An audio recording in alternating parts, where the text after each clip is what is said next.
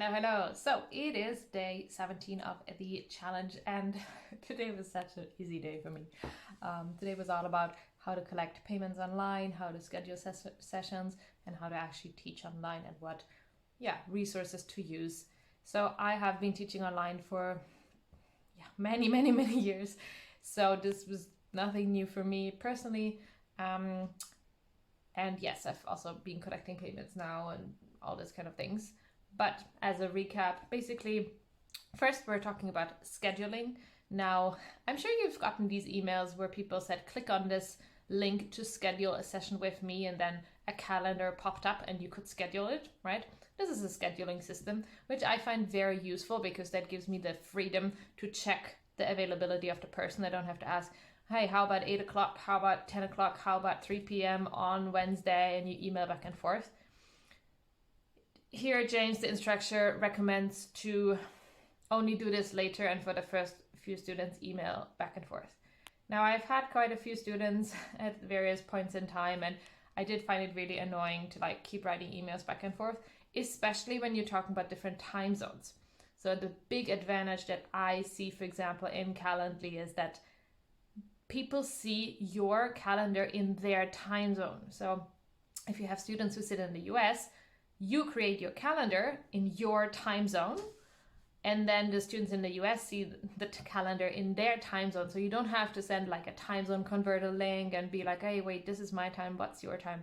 So I still think it's useful, but if it's just about one or two students, you can just write an email. So yeah, Calendly, Acuity Schedule, and there was another one were recommended.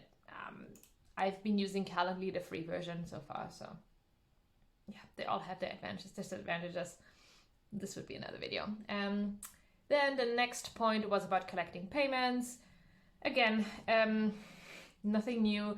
You can collect payments through PayPal Business, through Stripe, and through TransferWise, or it's now called Wise. And I've used all three of them. Well, what can I say? PayPal is very expensive and the exchange rates are terrible. Yeah. So if you're getting currency and that is the currency is exchanged in PayPal, you will likely get a really bad rate. So I recommend PayPal if you receive the currency that you want. And so for example, if you have a Euro PayPal account and you receive euros, at least you don't have that terrible transaction fee. You can also receive US dollars on PayPal. So yeah, if it's the same currency, it's fine.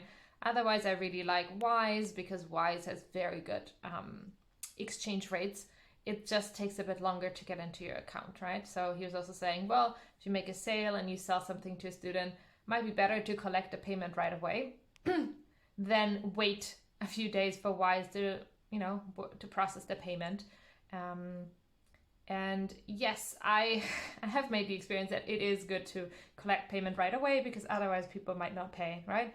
I understand it's a bit of this is from both sides. The student might say, oh, but why do I pay upfront all this money if I don't know whether you're going to show up as a teacher? And the teacher will say, if you don't pay and you just have a lesson and then, never pay me.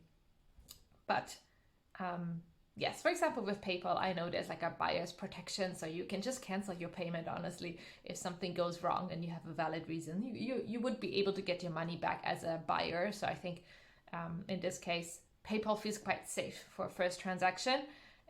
Stripe is another another possibility. Stripe is another provider. I've used them. I find them very expensive. They charge really high fees when somebody pays on credit card. The problem is, right, all these providers, they have different fees for different countries, for different transactions, etc. So it's a bit hard to know which one you should use. For example, Stripe, I noticed, collected a one-off fee for the credit card payments it took, which I wasn't aware of, and then I realized it took $1.50 for each credit card payment, right? So then it means you should charge everything at once, and then if Stripe charges $1.50, it's fine. But if Stripe charges this for each individual payment, then it's terrible, right? So this is something where you really have to read the nitty-gritty online and figure out for your country, for your currency, for your students' country and currency. unfortunately, it's not very straightforward, right? So yeah, PayPal Business or Stripe, because then you can use credit card payments, or you can get credit card payments, and then Wise for payments in the future. Lastly, he talked about, how to teach online. Now, again, I've been teaching online for a long time. I really love Zoom, especially because Zoom has a whiteboard and Zoom has the option to write on the screen. If you've never used Zoom, that you might not be familiar with it, but still. So yeah, I love Zoom, but as maybe you know, Zoom introduced the 40-minute limit for any lesson or for any calls. So unless you do like a quick 30-minute or 40-minute class, it's not really helpful unless you want to pay a lot of money for it. I do find it quite pricey. So I've been using Skype recently, and Skype is a product of Microsoft, right? It's kind of the same as Microsoft Teams, and it's been working really well. There's a screen share option, and it's the same as Zoom. You can share your window, you can share the full screen, you can share audio, which is super important. And a really big advantage of Skype compared to Zoom, I will say, is that you save the chat, right? So if you write something into the chat, your student will see everything that you wrote. This is the one really, really annoying thing about Zoom, that the chat isn't saved.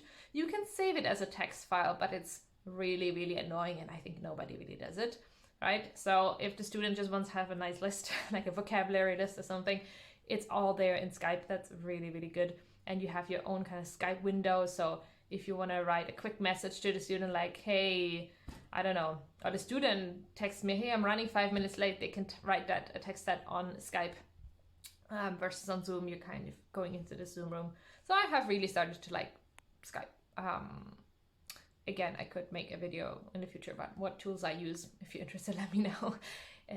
But so not much new here. Easy day for me.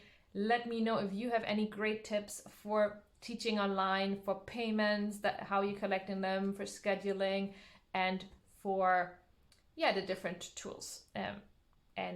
I'm sure I will make some video in the future about this. Anyway, I hope to see you tomorrow. Please share this with someone who could use it. And let's keep going on this ride. Cheers, bye.